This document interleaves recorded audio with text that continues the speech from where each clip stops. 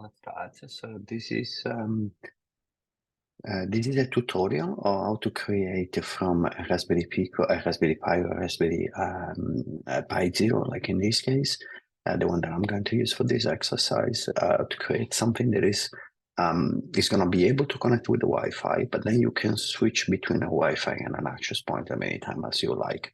Now, the reason for doing this is basically to have a way, once you connect for the first time and there is not known Wi-Fi, to have the Raspberry to connect as an access point. Then you can configure the Wi-Fi to be accessed at the next reboot.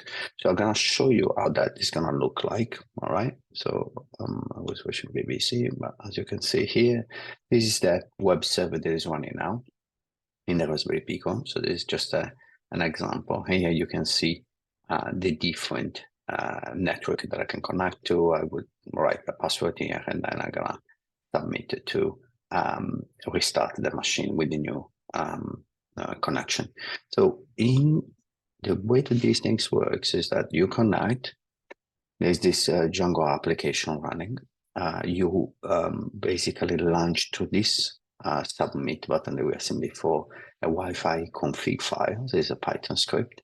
Actually, sorry, it's not a Python script. It's launched to a view from directly from Django. Then you change the host pad or the WPA depending if you want to restart as an access point or as a Wi-Fi. Then you change the mode that you want the Raspberry to restart with.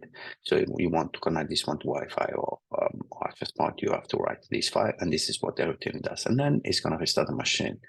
The machine restarts, a service starts, so that we create this service. This service calls this Python script at this point. Python script read the configuration file, so it's trying to understand if you want to start Wi-Fi or IP. Access point, start the services corresponding to this, so it manage all the services through scripting. Then he has to make this web server available. Now the web server is deployed, it's deployed with Django, but there is Nginx and Unicorn in order for making this production ready.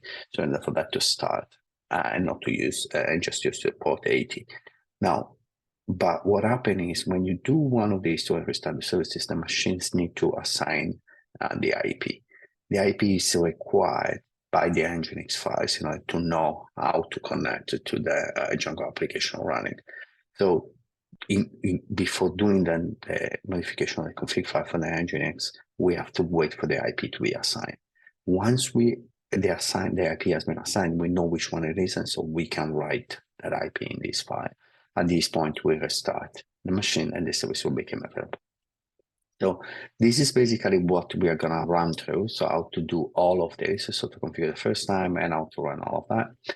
And I prepared a tutorial for this, so we're going to run through that exercise. But first thing first, as any tutorial, I would go to the installation of the software for the Raspberry Pi, also because I want to show you something that has changed very recently. So stay tuned, I'll be back soon.